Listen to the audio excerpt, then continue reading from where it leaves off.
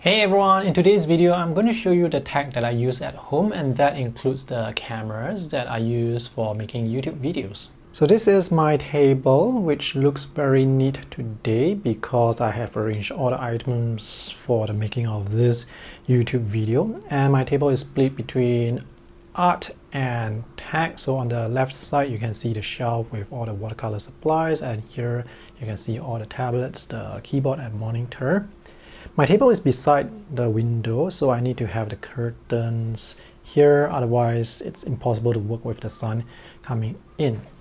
And on my window grills there are two tablet stands. This is the PR100 tablet stand that can also be used for laptops. These are really good, so good I bought two.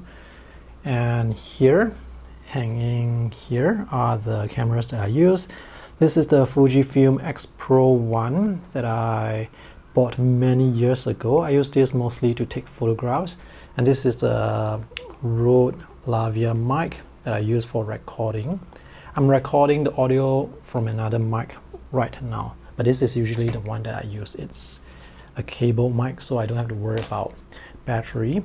And this is my main camera for recording YouTube videos. This is the Panasonic GH4, which is now a very old camera, and this has a lot of wear and tear to the extent that the rubber has melted off the plastic body.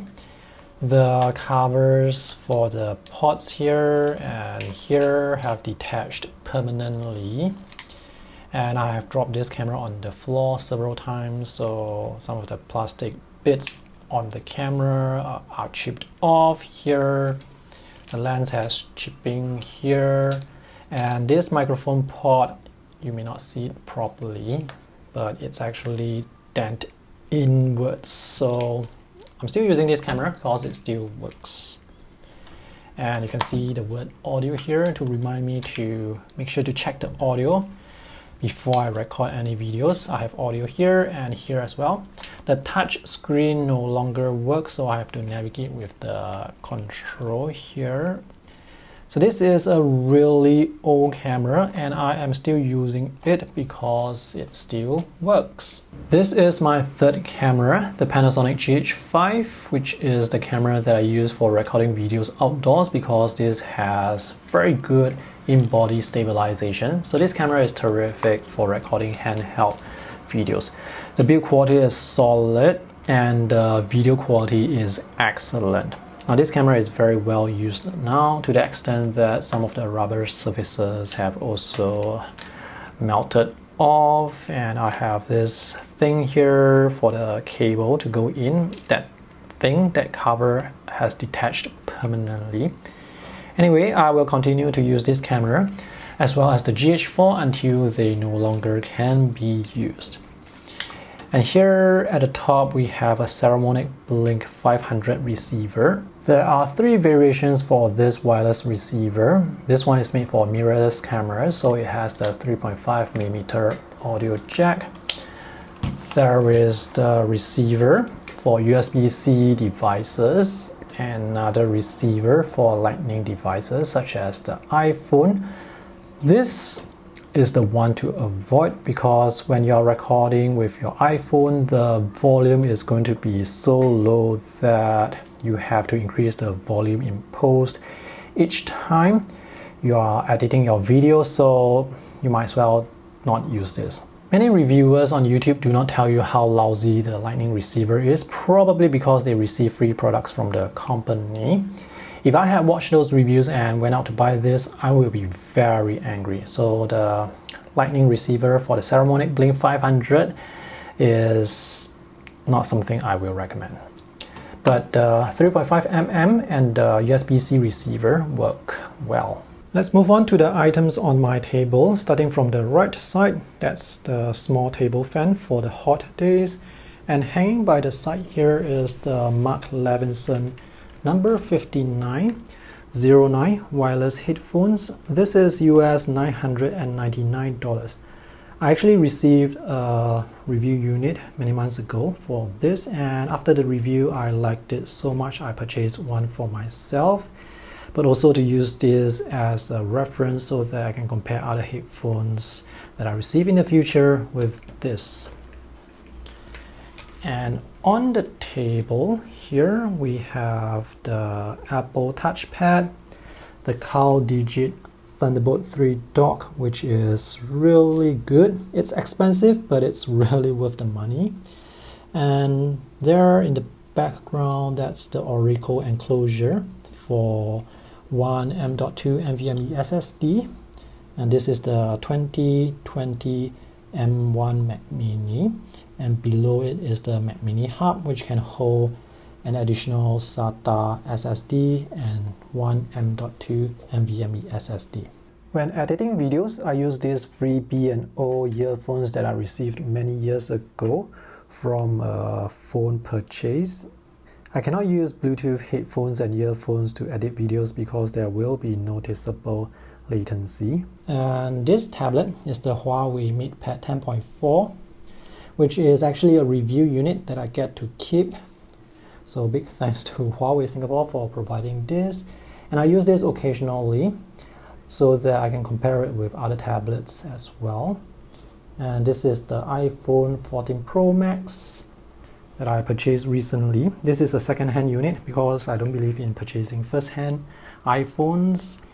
The main reason why I use an iPhone is because iPhones can record 4K videos at 25 FPS. If Android phones can record 25 FPS, I would consider Android phones. So this is the keyboard, Logitech K780. You may have remembered that I reviewed the Logitech Mechanical keyboard, the MX Mechanical. I've already sold that off and I went back to this that I've been using for a few years now because this can be used as a dock for your tablet as well as for your phone. So this is more useful compared to other keyboards that I know of. And behind the keyboard there are two Logitech mouse. This is the Logitech Lift and that's the Logitech MX Master 3S, the one with the silent clicks. So see how useful this keyboard is. That thing there is the Sony WF-1000XM3, if I remember correctly. I don't use that often. And this is the charger for the camera battery. And this is the Ugreen tabletop GAN charger, which is extremely convenient. Tabletop chargers are very convenient because you can have access to the ports from your table at all times. So I highly recommend you get tabletop GAN chargers if you can. And this is the Samsung Galaxy Tab S8 Ultra. And this monitor is the BenQ SW2700PT that I have been using for many years. And this monitor is now so old that I can see yellow patches on the display when the screen is just white. And this monitor is really nice because it has 100% Adobe RGB and has the shading hood, which is a must for me. On the top of my monitor, you can see just how useful the shading hood is because you can put items at the top. I have my spectacle case here on the left side. This is the Xiaomi Mi Max 2, if I remember correctly, which has, you can see, a lot of cracks. I'm going to recycle this at the recycling bin soon. That's the micro SD card, sorry, the SD card. And this is a tablet stand, a very small foldable tablet stand, which is very useful. Moving down to this area beneath my table, I have the M1 MacBook Air. This is a refurbished unit that I bought direct from Apple. As much as possible, I try to buy refurbished units because they are just cheaper and they are pretty much just brand new. This is the M1 iPad Pro 12.9 inch, And this is another 12.9-inch iPad Pro, but this one is from 2018. Let me just open this. This M1 iPad Pro is actually a backup. I purchased this mostly for review purposes, and I have the intention to sell this after the review, but I've kept it around as a backup because if I sell this, I know this 2018 model will stop working for some reason. And I'm still using this as my main iPad Pro because it still works even though the power button is now faulty. Nothing happens when I press the power button. I had to change the USB-C port once because it was faulty. And the battery life is not as good as before, and the display is now dimmer after 3 or 4 years of usage, but it still works. But when I update iPad OS, I have to update it with my computer and not with the iPad because when it restarts, it can't restart. And this is the Apple Magic Keyboard alternative from Qwiizlab. This is more affordable and works quite well. This is Bluetooth. And let's take a look at other items here. This is the Huawei D16 laptop, which is a review unit that I get to keep. So big thanks again to Huawei Singapore. This is one of the better laptops, better non-gaming laptops from 2020, and it's really worth the money because here in Singapore it's 999 Singapore dollars to $1,300, and the performance is really good. The main downside is the battery life is just 6 hours, but otherwise this is a laptop I can recommend very easily. Let's see what other items I have here. This is another Huawei tablet, the MatePad Pro 10.8, which is also a review unit from Huawei Singapore that I get to keep. Now the reason why I have so many Huawei tablets is because these tablets are actually or were installed with the testing OS, so those OS will not get firmware updates, so I cannot sell the tablets. Yeah, and they are sample units with the big sample unit stamp behind the tablet. This is the Microsoft Surface Pro 8 with the keyboard and the Slim Pen 2. So this just came back from servicing. Actually, I shouldn't call it servicing because Microsoft replaced this 1-for-1. The previous Surface Pro 8 that I had some issues with flickering on the left side, so I had to get that fixed and they replaced a new unit for me. And I have some silicone cover for the keyboard. And I'm going to sell this away very soon because I already have the Windows laptop here, so I don't need this. And when I'm drawing, I'm usually drawing on the Samsung or the iPad, so I don't really need another tablet for drawing, even though this works pretty well for drawing. So nowadays, if you want to buy a tablet for computing purposes, I would probably recommend you get the Samsung or the iPad instead of the Surface, unless you need to install Windows specific software, but otherwise you will probably get your money's worth with the Samsung or the iPad because the performance on these two are going to be smoother and they have much longer battery life compared to the Surface Pro 8, which only has about 6-7 hours of battery life. Microsoft Windows is still going to be a selling point because there is proper external display support, file management, backup systems, and lots of Windows apps. And in this area here, I have a small projector. This is the LUMOS ATOM projector, which you can see is quite compact, small enough for me to put it side by side my stationery supplies. And here on the right side, I have two LED lights. These are from Small Rig, a company that sells camera accessories, and they sell Very well made, well designed camera accessories such as tripods, phone holders, camera holders, and LED lights. I highly recommend you check out their website because their products are really good. So those LED lights are also review units I get to keep. For review units that are not too expensive, I usually do not have to return them, but for more expensive review units such as tablets and laptops, I do have to return them.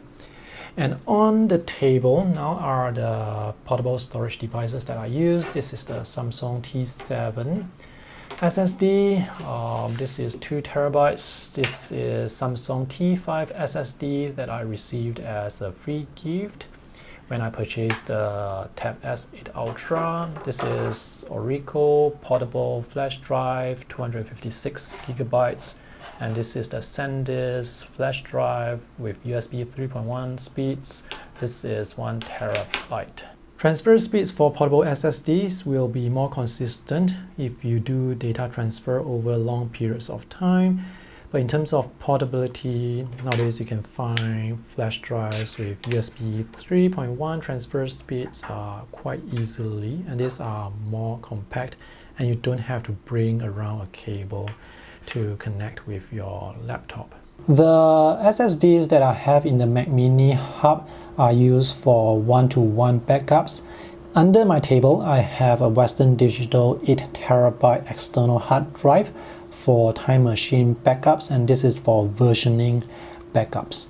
And I have this hanging because if I place this on hard surfaces, the vibration of the spinning hard drive will cause certain things to vibrate on my table and it makes noise. Cable management under my table is quite messy, so it's bright here because I have magnetic LED lights attached to the metal legs of my table.